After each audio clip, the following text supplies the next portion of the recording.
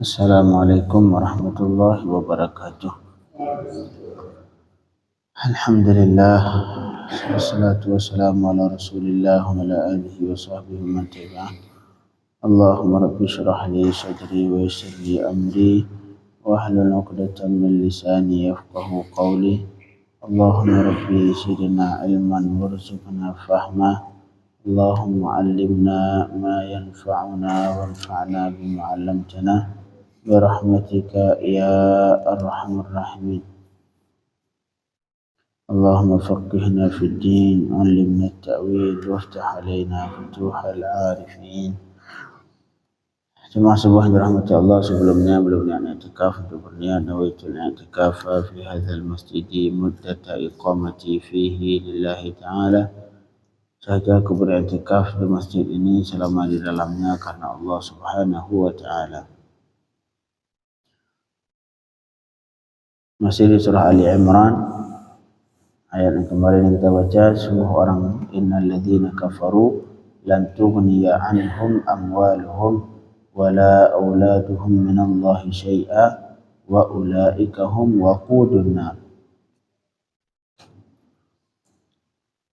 Kadabi ali fir'auna wal ladzina min qablihim kadzabu bi ayatina fa akhadhahumullahu bi dhunubihim wallahu syadidul iqab.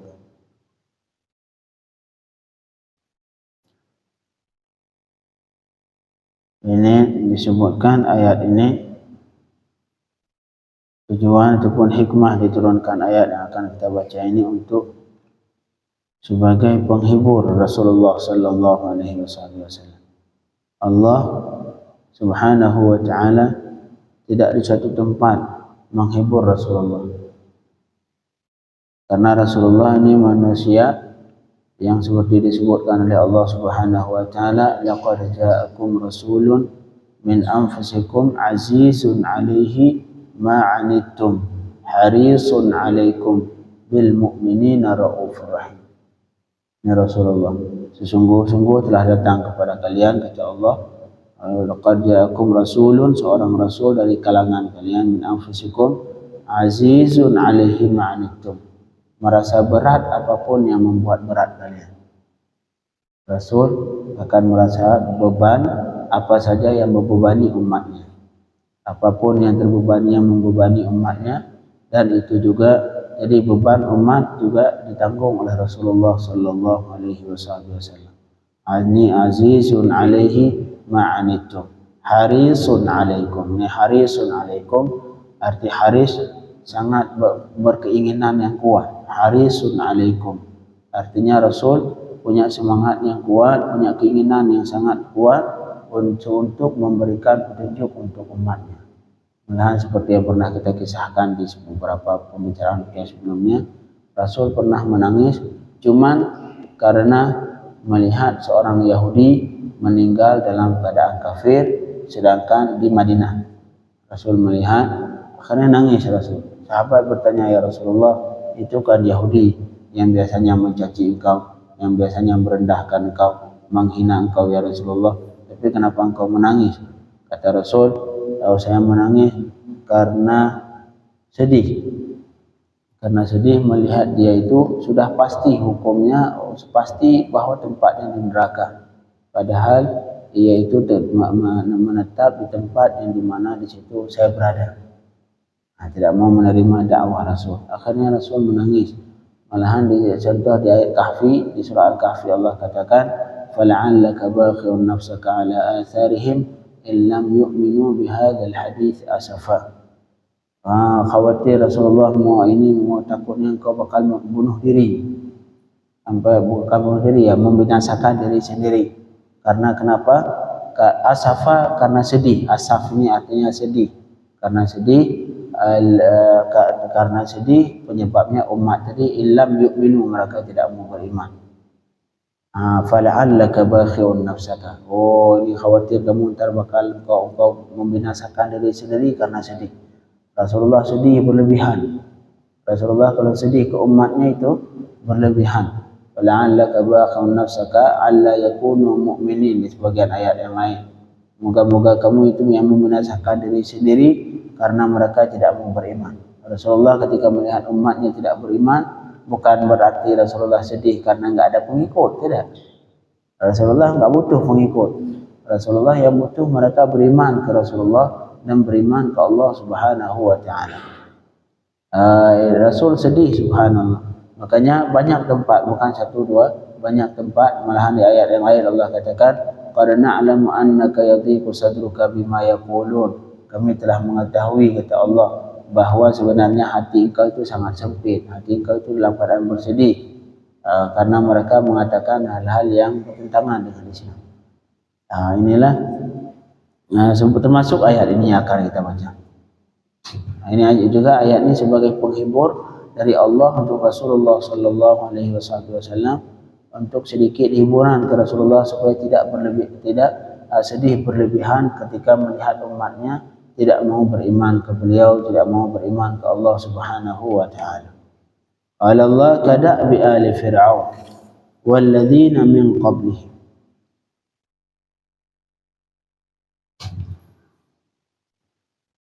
Itu kebiasaan mereka, kada bi ali fir'aun, seperti kebiasaan ali fir'aun. Ali fir'aun itu keluarga Fir'aun, pengikut-pengikutnya ali fir'aun, warga Fir'aun dan pengikut-pengikutnya. Tidak termasuk istrinya. Istrinya Asia. Asia ini beriman ke Allah Subhanahu wa taala walaupun dia tinggal di rumah Fir'aun. Walaupun jadi istri Fir'aun, beliau ini istri Fir'aun tapi beriman ke Allah Subhanahu wa taala. Itu kebiasaan mereka, adat mereka sekadabi. Da'bun artinya adat, seperti adat ahli Fir'aun, seperti adat ahli Fir'aun. Walladzina min qablihim, dan orang-orang sebelum mereka ahli Fir'aun, yaitu pengikut-pengikut Fir'aun dari umat-umat sebelum mereka, seperti Ad dan kaum Thamud. Itu kaum Ad, kaum Thamud, kaum Ad, kaum yang diutuskan Nabi Hud, yaitu di Wadi Ahqaf. Wadi Ahqaf di Hadramaut, di Yaman, Wadi Ahqaf. Sehingga itu mereka ada acara tahunan untuk menziarahi Nabi Allah Hud. Itu acara ziarah mungkin terbesar di dunia itu. Sekali hadir sampai jutaan orang ziarah kubra, namanya ziarah kubra, menziarahi Nabi Allah Hud alaihi salam. Terdapat di Wadi Ahqaf. Kata Allah Subhanahu wa taala, a'udzubillahi minasyaitonir rajim, wa fi 'adin id anzara qaumahu bil ahqaf wadhkur a'udzubillahi astaghfirullahaladzim, id anzara qaumahu bil ahqaf, ketika beliau memberi peringat kepada kaumnya di Ahqaf. Ahqaf, Wadi Ahqaf itu di Hadramaut.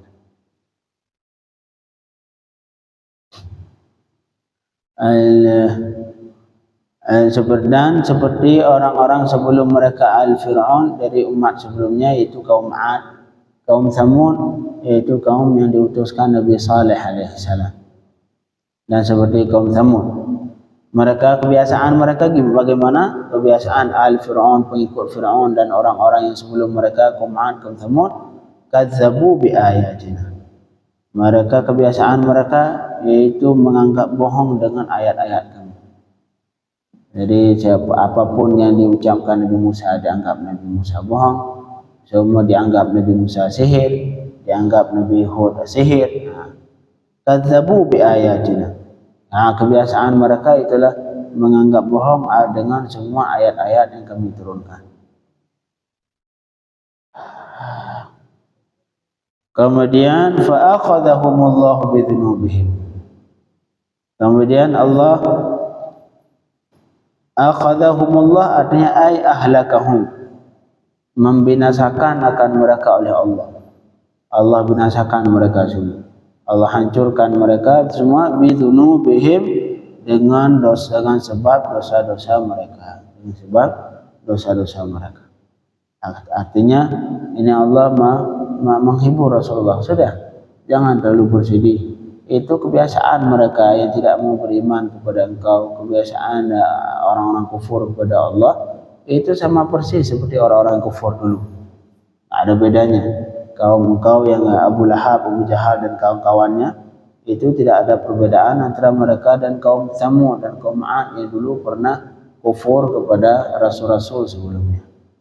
Fa akhadhahumullah, kemudian Allah membinasakan mereka bidzunubihim, dengan sebab dosa-dosa mereka. Wallahu syadidul iqab,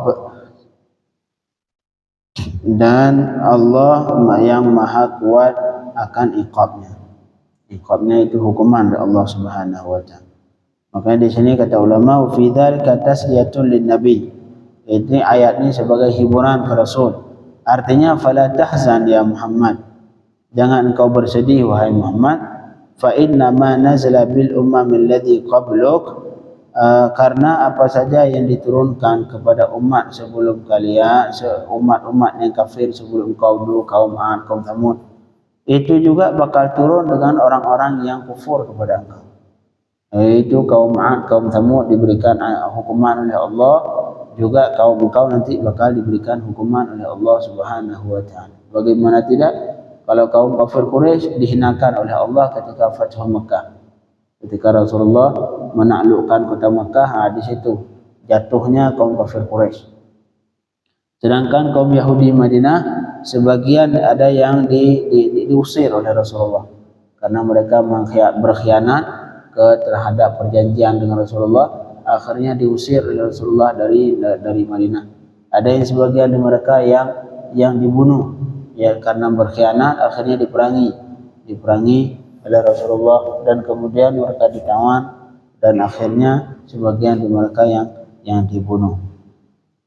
Inilah sama juga seperti ahli Khaybar. Ini semua hukuman dari Allah ke orang-orang yang kufur ke Rasulullah sallallahu alaihi wasallam, seperti halnya Allah hukum umat-umat sebelum Rasulullah yang kufur kepada nabi-nabi mereka.